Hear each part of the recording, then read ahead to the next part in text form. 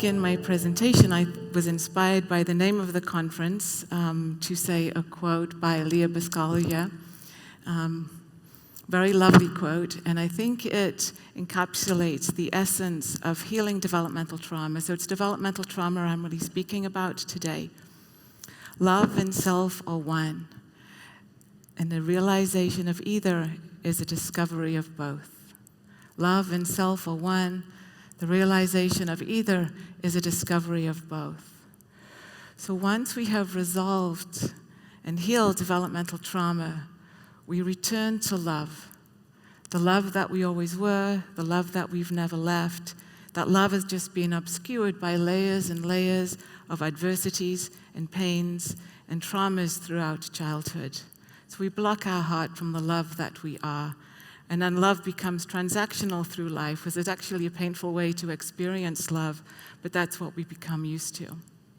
So to return to this sense of love is really not an easy path. Healing trauma isn't a particularly easy path. It's a very courageous path, because we are beginning to face that which we've avoided facing probably most of our lives because it was once far too painful to bear. So I have an image of a painting that was done from one of my patients who gave me permission to show some of her art.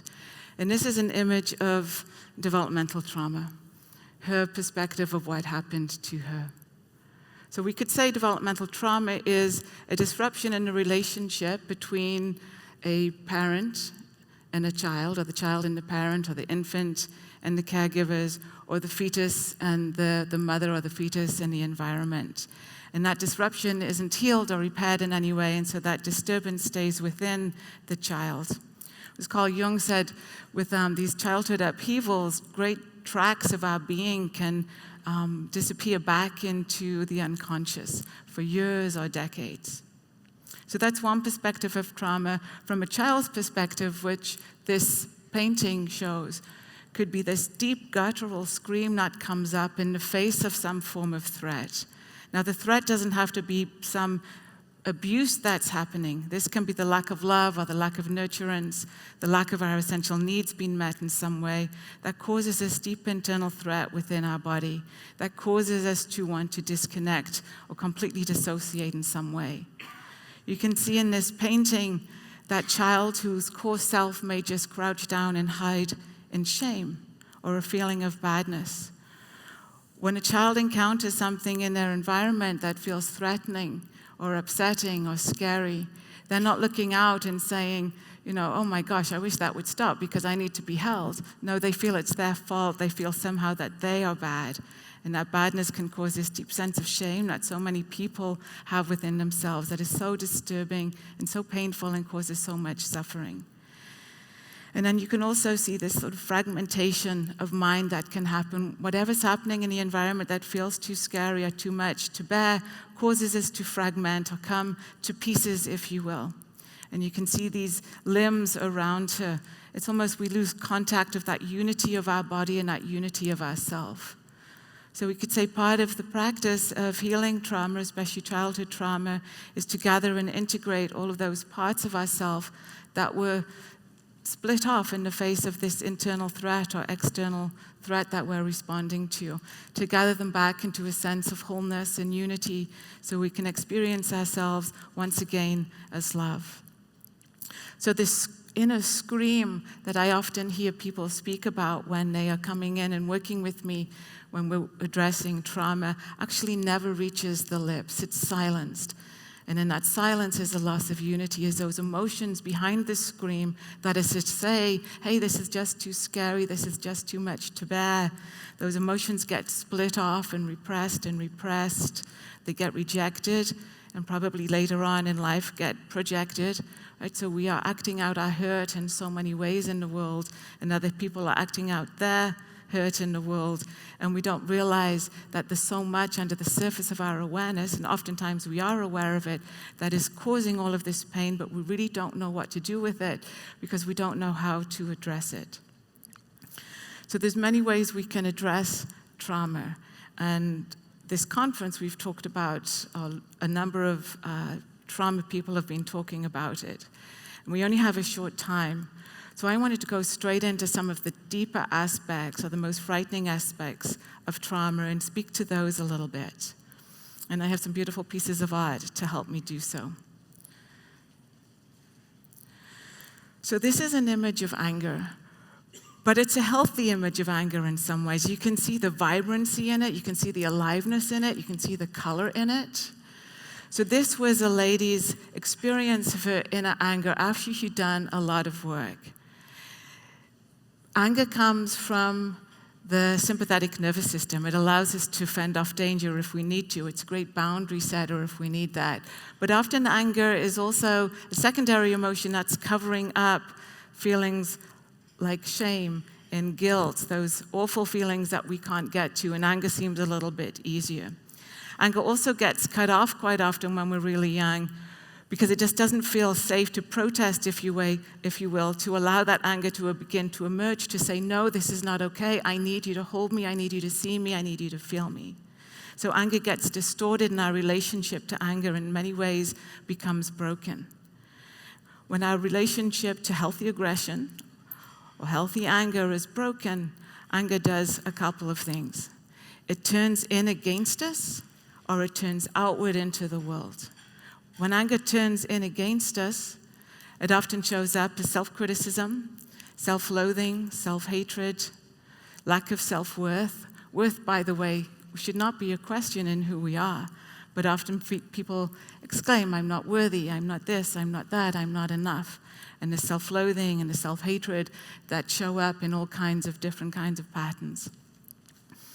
So we really want to be able to come back into our bodies in some very gentle and kind way to be able to reconnect with this healthy aggression that is often behind trauma and traumatic events, especially in childhood, when we have so many messages about anger that distort this healthy emotion or this possibly healthy emotion, right? Don't be angry. Or we see our caregivers being angry, and that frightens us, and we say, we're never going to get angry. No, or somebody's so angry at us, it terrifies us that we push, split off, or repress or suppress that emotion, not to be seen again until it whips out, right, in unexpected moments, or whips in against us, which is very, very frightening and confusing. So maybe we blame other people or the environment, rather than going within and looking within ourselves and saying, how can I find this? How can I touch in with this? How can I heal this? So that's anger. Another big, strong emotion I like to speak about that doesn't get spoken about too much when we're healing trauma, that I think is really important, is rage. So rage is a little bit of a different animal than anger. Rage is bigger, I would say, or more intense, or possibly more volatile. So here's a beautiful image of that.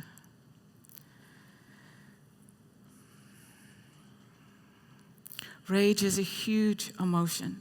The people that I work with, and in my own experience of it, it feels like a murderous rage. Biologically, rage is this impulse to kill, because rage often emerges in these traumatic experiences when we feel a threat and we feel no way to escape. So how often do you think a child feels a threat and there's no way to escape? Well, we know as an infant they have no way to escape because they can't run or they can't fight their way to safety. And if the threat is still coming, for instance, they're still not being held, they're still not being picked up, when their distress is getting larger and larger or reaching higher levels of arousal, before they shut down in an immobility or freeze response, a sense of rage comes up in the body. And imagine how terrifying that is for a small child or an infant. It's terrifying for adults when we feel this. A lot of people are so terrified to go near this emotion or this experience because it just simply feels too much. So there's safe and careful ways we can begin to touch in to this emotion or to this experience. But we first need to begin to build that capacity within our body that's going to allow us to feel. So we need a deep sense of safety cultivated within us, that it's okay to begin to feel these deep, profound emotions that may be under the surface of our consciousness, waiting for us to come and find them. Like that little girl in the very first picture who's crouched down, right? Often that is the core self hiding in the corners of the attic of our psyche, waiting for us to come find and bring her home or bring him home. So rage is incredibly volatile. Again, this is something that we see acted out or acted in really terrible, violent ways. But it's an energy when we approach it carefully and gently and just touch into it and don't dive into it too crazily with a huge cathartic experience of it, which can often re-traumatize it. It allows us to rewire that energy, that life force, which has become distorted into rage or into anger, back into our life force, back into a sense of power and empowerment, so we can walk more upright in the world, so we can have more confidence in who we are. So that's the power of a couple of these big, deep emotions, is that we can utilize them to come back to who we are. They distort our sense of who we are as love, and they distort our sense of who other people are as love. It's really difficult to look through the lenses out into the world of these emotions when they're hidden under our conscious awareness. And they are affecting us, even if you don't imagine they are, and typically in some kind of negative way. And we know today with emotional stress is one of the leading causes of diseases, major causes of diseases like heart disease, diabetes, autoimmune syndromes. All of that can be traced back to early trauma, often traced back to early trauma and these adverse childhood experiences because of the intensity of the emotions that get split off. So rage can come up in an infant. They call out for distress, no help comes. They call out more distress and they experience some grief because nobody's coming. And then there's a sense of fear and separation. And then the rage, because it's a sense of threat that feels too much, that rages too much, so it gets split off. The next emotion or experience, it's more of a state that I'd like to touch into just to bring more awareness to it in the field of trauma and the importance of really being able to touch into these experiences in the healing process, is the terror of annihilation. The way I explain this experience is existing and non-existence. So it's not an experience of death, where things might just be over, but it's existing and non-existence. And this is behind so many people's trauma that I talk to. And this rarely reaches conscious awareness unless we're in a safe environment with enough support and enough connection to be able to hold the terror that goes with this experience. This terror of annihilation isn't always going to come up in those big traumatic experiences that you might imagine. Somebody being abused, physically abused, sexually abused, mentally abused, and so forth, or the big loss of a parent, or a horrific surgery. This kind of experience can come up and be felt and be hidden in our psyche when we aren't seen enough, when we aren't held enough, when we aren't loved enough, or that's our experience of not receiving enough of our essential needs. Right? And we reach out into the world trying to search for that, and it doesn't come. And we experience ourselves as not existing, right? Not existing in relationship to others. And we need that so deeply. We feel that our existence doesn't count for much. And we lose the capacity to even go inside ourselves to find a refuge. It's very difficult when we have this in our psyche to develop and build a strong sense of self. And all of us need to build that strong sense of self, to know who we are, to have this sense of self where we can return to love, where love and self are one. So it's not I'm loving myself as if there's some form of self-existing entity somewhere. No, we are love.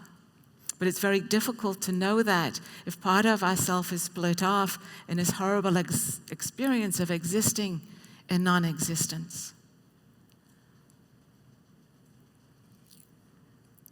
So how do we begin to touch into these really deep and profound and often ignored experiences of trauma? First of all, I say to be aware that they could possibly be there in your experience and others. Begin a journey of exploration of trauma and educate yourselves about trauma. One of the reasons I love to speak about trauma is to educate, to help people understand that trauma doesn't come just from big events, although there's no just about it. Trauma can come from not being able to connect. Not being able to connect with others creates distortions in relationships, and it creates isolation and withdrawal. For us to withdraw from one another, which often arises from our experiences in childhood. So if we don't feel connected with others in childhood enough, then as we grow, we're not going to feel so connected to ourselves or to others or the world around us. So beginning to develop a sense of safety as we begin to touch into trauma or explore trauma, connecting with one another, normalizing trauma. If we're a human being, we've experienced trauma. It's part of the human condition. To be open to one another, to allow ourselves to connect in some way. That's why I said in the beginning to begin to soften our eyes as we look at one another, to become more receptive, to become more open, to be able to see who people are, so we stop looking through the lens of the traumatized parts of ourselves and being triggered and then becoming blinded not only to who we are, but who's standing in front of us. When we've resolved enough of our trauma and we come back to who we are, when we come back to that sense of love, then it is so much easier to look out into the world and to see love radiating there all around us in everything. And so when there's people who may be aggressive or upsetting or who we don't like or who are acting out in some way, we don't have to take it so personally. Because we see it's love distorted, love not recognizing itself as what it is. We don't have to enable that, and certainly don't want to enable that in any way, but we don't take it so personally, and so any of the hurt left within ourselves doesn't get triggered so much, right? And then that triggering doesn't come back at us. So it creates a greater sense of peace and harmony in the world. So some of the first steps, I always believe, of healing trauma is safety, and safety in connecting with others. And if I could, I wanted to take a moment and just say that I've written a book that's available in the bookstore. It's also available on Amazon.com, where you can begin to learn some skills. If you don't know, if you don't have a whole lot, if you don't have a whole repertoire, there's a book available where I'm offering so much. I know when I've gone through my own traumatic experience a couple of years ago, something external to me, but it affected me deeply. I was so grateful that I had all of the skills that I did so that trauma wouldn't embed in my own system, that I could navigate it with a sense of love and a sense of compassion and a sense of wholeness. And so I was very inspired to speak and write about trauma so people have that opportunity too, so if they don't have the resources to go out and find a therapist, they can find it within a book. And I wrote the book as relationally as I could, so hopefully you can feel me in there as you go through some of the exercises. We also want to say that Science and Non-Duality is putting on a webinar where we're going to be addressing anger and rage and a terror of annihilation in a group setting. Can't go into it so much here, in a container that is large enough to hold some of those volatile energies. Often what happens with those three experiences is we don't have a container that's strong enough to hold them. So we can't feel them. We don't have a capacity to be with them and to transform or transmute them. So I want to begin to offer places and spaces where we can come together and do that. So I hope to see some of you there on this courageous journey of healing trauma, to begin to go beyond trauma and to begin to fall back into the love that we are. 5 seconds left. Amazing. Thank you all so much for coming. Julie Brown, thank you so much for joining us. We actually have a couple of extra moments. Pardon? We actually have a couple of extra moments. Oh, we do? We do. So oh, I got extra seconds. You How have did extra that happen? seconds. You just won a prize of an extra few Yay. minutes. We have these gaps between our talks, and so we have some time.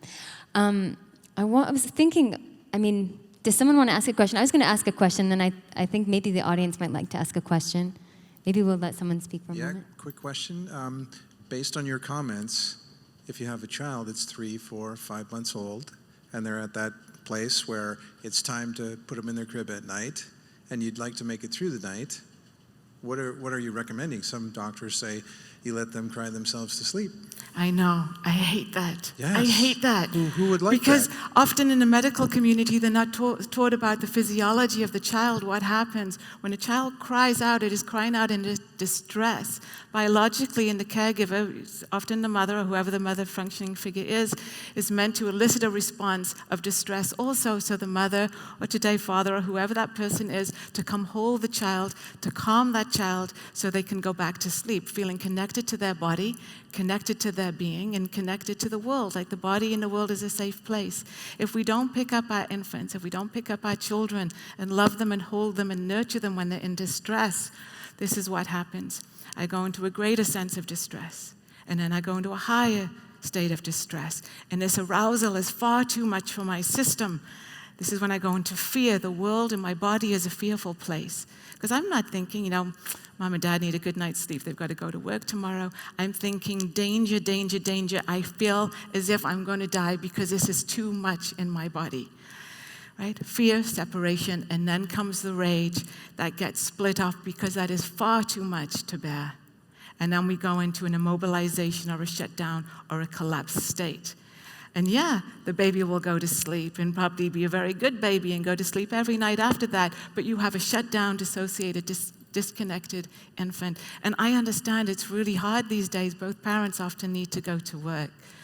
But if we just open up the conversation more about staying connected to our infants and our children and their needs and their essential needs and how we can meet them in community, in larger families in some way, to understand that it's not okay in any way to leave your baby alone to cry itself to sleep and for it to think it's a safe, a comfortable, okay thing.